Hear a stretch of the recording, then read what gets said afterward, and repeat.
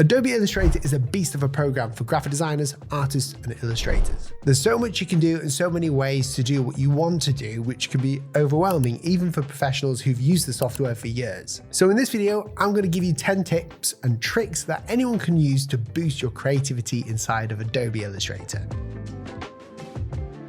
For the first tip, I'm going to show you how to fully customize your favorite fonts quickly and easily. This can come in really handy when designing unique logo types. Simply select your font and write whatever you like. Then right-click and convert to outlines, or you can press Command, Shift, and O.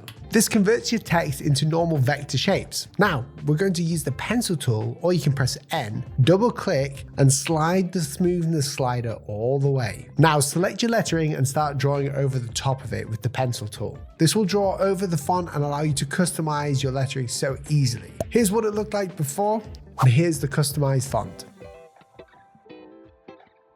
Creating these amazing warping lines is easy. We simply draw out some rectangles. You can repeat the same distance between each and duplicate them by pressing Command D. Then group them together and go to Object, Envelope Distort, Make with Mesh. Now go to your direct selection tool or press A and highlight some anchor points. You can move these around and create really nice warping effects with them, like I did with the Rally logo or this poster.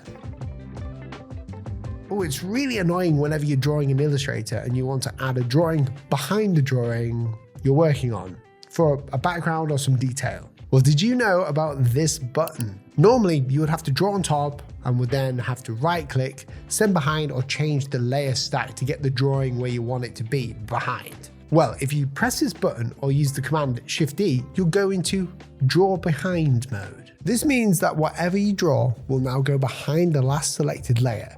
And this is one of my favorite tips. If you're a graphic designer, then you need a portfolio. Your portfolio is your own branded corner of the internet, which promotes you and your work. It's not enough to just post your design work on Instagram anymore. You need a website. And that's where Squarespace comes in, proudly sponsoring this video and supporting the channel. With thousands of award-winning, fully customizable templates, Squarespace makes creating a stunning website effortless. You don't need any coding skills, thanks to the intuitive Squarespace Fluid engine.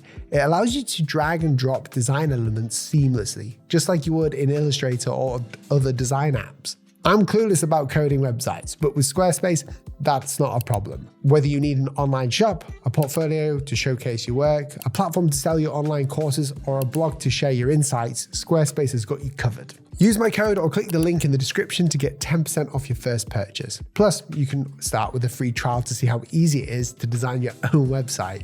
Follow the link below to get started today. Next tip. When I design logos or brand collateral, I normally like to duplicate my work and make changes to the colors and typography. I normally do this by duplicating the whole artboard. The only problem is whenever there's a locked shape, it doesn't copy and paste it over to the new artboard. So to stop this from happening and to have you save a few minutes, go to Preferences or press Command, Go to Selection and Anchor Point Display and check this box, Move Locked and Hidden Artwork with Artboard. Now locked backgrounds and shapes will duplicate over along with your logos while still remaining locked. You can then change the colors also easily and make any changes you need without all of that faff.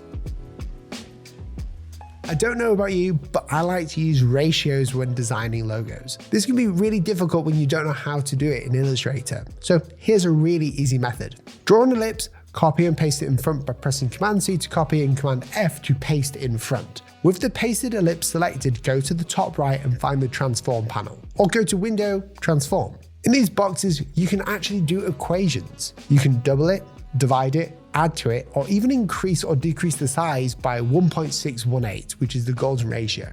Voila, you can do maths in Illustrator. If you're like me and still use the Pathfinder tool instead of the Shape Builder tool, then I've got an amazing trick for you, just for us old people. Did you know you can use the Pathfinder tool non-destructively? All you have to do is hold Alt or Option when pressing -front or any of the other Boolean functions. This will create non-destructive compound shapes from your cuts instead of actually cutting into them. Now you don't have to worry about making a huge error on your work, and you can even double-click the compound shape to edit the position. It's so powerful. You've all seen the corner circles before. When you select a square, you can round the corners easily. But did you know by holding Alt or Option, you can actually change the corner style? You can use a chamfered corner or an indented corner or something so simple like the rounded one. That's going to save you some time.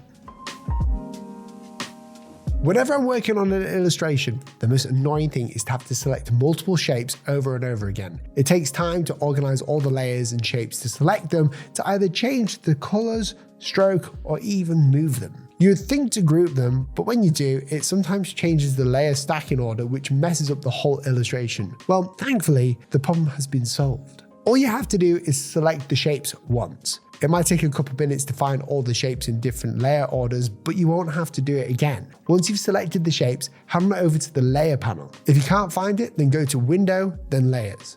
Then you should see this bookmark icon in your panel. Click this button to give a selection a name, and it will save your current selection without grouping the shapes. When you want to use this selection again, simply go to Selection up at the top and click the saved selection you've made. Okay, so maybe you're working on multiple versions of an illustration or you need to change a bunch of shapes. That would mean you would normally have to select each shape and change them individually. Well, if you click this button at the top right, it will find similar shapes to the one you've selected and it will apply all the edits to that similar shape and all the other shapes that are similar in real time. It always looks so freaky when you do it too, so have some fun with that. Now, this tip is for any logo designer out there. Inverting your work can be tricky, especially for logo designers. I see a lot of designers inverting by using the outline or offset path trick, but that doesn't get the highlights correct and the logo always looks a bit weird. So here's a better way of actually doing that. Select your logo and head over to the Shape Builder tool. Fill in all the shapes and delete the outer shape and you'll have yourself a proper inverted logo. Sometimes you'll need to make some changes and edits to get this to work, but you'll find that it's a really easy method to invert the design. Now, if you enjoyed this video and you got anything out of it, consider subscribing and let me know what video you would like to see next. Thanks for watching. Bye.